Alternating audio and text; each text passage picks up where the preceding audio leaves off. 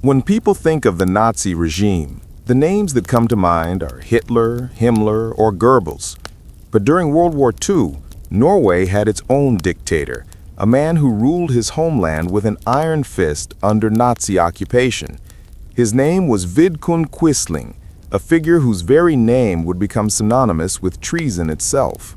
His story is one of ambition, betrayal, and an ending so grim it remains etched in European memory as a warning to anyone who trades loyalty for power.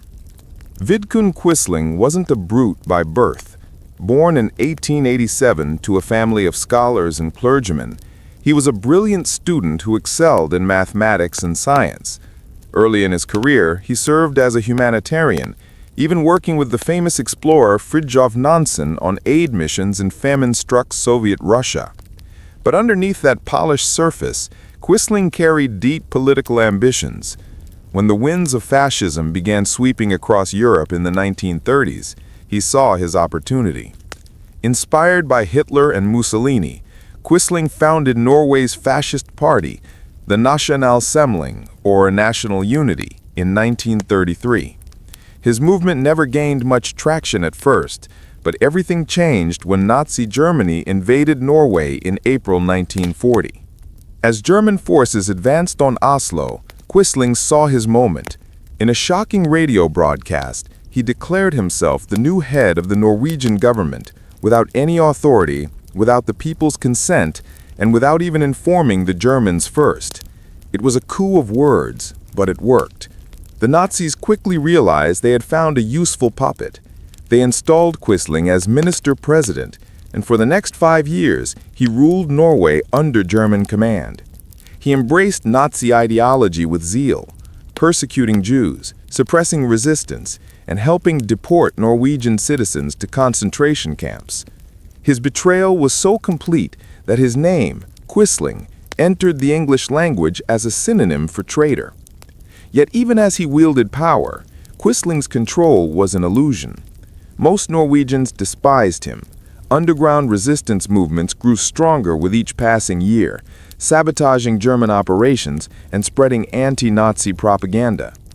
Quisling lived surrounded by guards, isolated in his mansion in Oslo, aware that his power rested entirely on the survival of the Third Reich.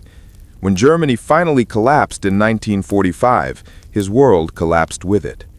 On May 9th, as Norway was liberated, Quisling was arrested by his own countrymen. The man who had once called himself the leader was now a prisoner in his own capital, awaiting justice from the people he had betrayed. His trial was swift but thorough. The evidence was overwhelming: collaboration with the enemy, aiding in the deportation of Jews, and the deaths of countless Norwegians at the hands of the Gestapo. Quisling, ever delusional, tried to defend himself by claiming he had acted to protect Norway from total German control. He insisted he had been a mediator between Hitler and the Norwegian people. But the court saw through his lies. On September 10, 1945, he was found guilty of high treason, murder, and embezzlement. Sentenced to death by firing squad, Quisling's final days were spent inside Akershus fortress, the same medieval castle where so many of his victims had been imprisoned or executed during the occupation. At dawn on October 24, 1945, Vidkun Quisling faced his fate. Guards led him into the chilly courtyard of the fortress. Witnesses reported that he was calm, eerily calm, as he refused a blindfold. When asked for last words, he said quietly, "I am convicted unjustly, and I die for my country." Moments later, the shots rang out, ending the life of the most hated man in Norway. His body was buried in an unmarked grave within the fortress walls, later moved to an unknown location.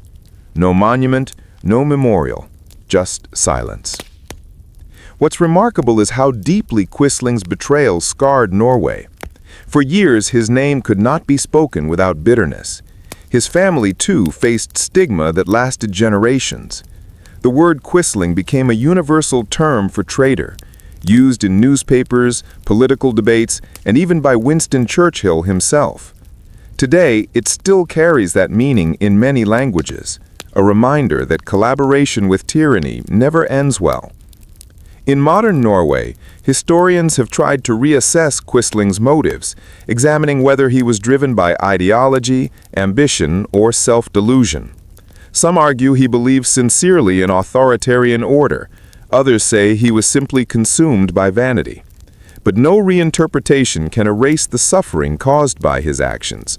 His government helped deport nearly 800 Norwegian Jews to Nazi death camps. Only a few returned. His policies fractured Norwegian society, leaving scars that took decades to heal. The ruins of his old residence, Villa Grande, still stand in Oslo. Ironically, it now houses the Norwegian Center for Holocaust and Minority Studies, a powerful symbol of transformation.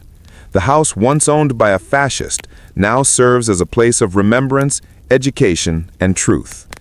Visitors come not to honor Quisling, but to understand how ordinary men can become instruments of evil. His life and his brutal end offer a chilling lesson that betrayal for personal gain may bring temporary power, but it always ends in disgrace. Today, Quisling is remembered not as a political leader, but as a cautionary tale. His story reminds us that national loyalty cannot be bought, that power built on oppression is doomed to fall, and that history never forgets those who side with tyranny. In the end, Vidkun Quisling's name didn't just die with him, it became eternal, a one-word warning to the world: never betray your people.